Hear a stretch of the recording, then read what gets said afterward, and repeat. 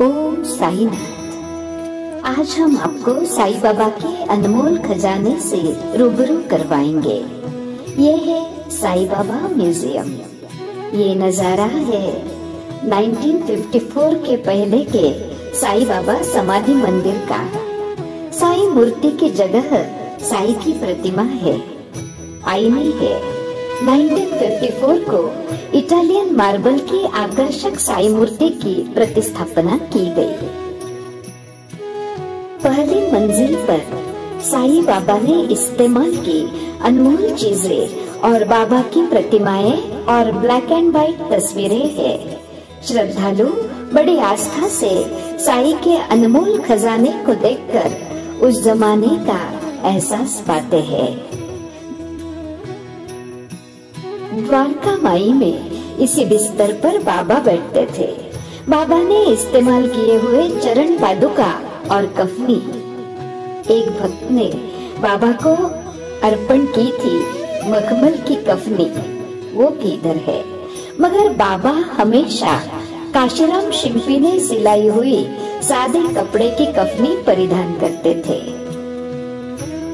ये है सभी को परिचित साईं बाबा का पत्थर पर बैठा हुआ फोटो। गुरुस्थान मंदिर में अब वो स्थापित किया गया है। यह अनोखा चित्र बाबा के भक्त शामराव जयकर जी ने बनवाया है, जो द्वारका माई में धुनी के सामने अभी स्थापित किया गया है। साईं की अनोखी तस्वीर बाबा द्वारका माई में पोथी पढ़ते हुए। साईं बाबा भिक्षा मांगने शिरडी ग्राम में जाते हुए द्वारकामाई परिसर में ये तस्वीर खींची गई है। बाबा ने इस्तेमाल किया हुआ चिलम और टमरेट। साईं बाबा का एक पुराना चित्र जिसमें उनके परम भक्त दासगणु महाराज, गोपाल राव बुटी, काका साहेब दीक्षित, भागोजी शिंदे और अन्य भक्त दिखाई दे रहे हैं। ये है साईं बाबा की सबसे पहली कैमरा से ली हुई तस्वीर। बाबा के परम भक्त काशीराम शिंपी ने बाबा की अनुमति लेकर अहमदनगर से फोटोग्राफर को बुलवाया और ये तस्वीर द्वारका माई में खींची।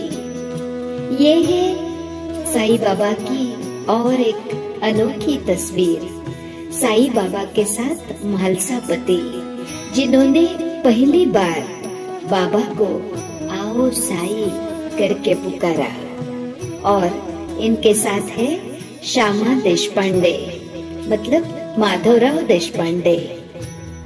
साईं बाबा समाधि मंदिर की 90 साल पुरानी तस्वीर, इसे बूटीवाड़ा भी कहते हैं। नागपुर के भक्त श्रीमंत गोपालराव बुटी ने बाबा की आज्ञा से यह बाड़ा 1917 में बनवाया। यह आकर्षक श्री कृष्ण भगवान के मूर्ति की स्थापना इस बुटीवाड़े में करने की गोपालराव बुटी की इच्छा थी, मगर 15 अक्टूबर 1918 को साईं बाबा का निर्वाण हुआ और जिस चबूतरे पर श्री कृष्ण भगवान विराजमान होने वाले थे, वहाँ साईं बाबा की समाधि बन गई। बीते 103 सालों से सिर्फ श्री कृष्ण नहीं तो श्री राम, सीता, लक्ष्मण और हनुमान जी की मूर्तियां भी इस म्यूजियम में है। उस जमाने में बाबा के भक्त विभिन्न चढ़ावे बड़ी श्रद्धा से बाबा को अर्पण करते थे। एक भक्त ने उसी जमाने में बाबा को ग्रामोफोन भेंट किया था। बाबा के पास श्याम सुंदर नाम का एक घोड़ा था। यह आभूषण श्याम सुंदर के है। रामनवमी के जुलूस की पुरानी तस्वीरें। ये है गेहूं पीसने की चक्की। बाबा द्वारका माई में स्वयं इसी पत्थर की चक्की से गेहूं पीसते थे।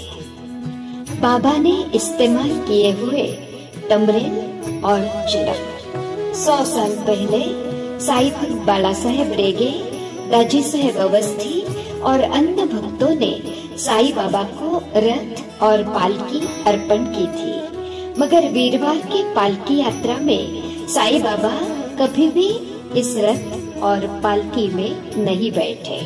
नासिक के रहने वाले बाबा के रंभाजी नामक एक भक्त थे। उनको कुछ मानसिक पीड़ा थी। साईं के मंगल स्नान का पवित्र जल प्राशन करने के बाद उनकी मानसिक पीड़ा दूर हुई। उसी उपलक्ष्य में रंभाजी ने बाबा को स्नान के लिए ये पत्थर भेंट दिया। पुराने साईं मंदिर की तस्वीर। 1952 में साईं समाधि मंदिर के शिखर पर सोने का कलशारोहण करते हुए रामचंद्र महाराज पारनेरकर साईं बाबा पालकी के विभिन्न आभूषण। इसी चारपाई पर निर्वाण के बाद साईं बाबा को नहलाया गया। यही पित्तल के हंडियों में हाथ डालकर बाबा मीठे चावल पकाते थे। साईं बाबा के चुनिंदे तस्वीर में से ये एक तस्वीर। साईं बाबा द्वारका माई से लेंडीबाग जा रहे हैं। इस तस्वीर में बाबा के साथ परम भक्त नाना साहेब निमोणकर, गोपाल राव बुट्टी, भागोजी शिंदे और बाला शिंपी है।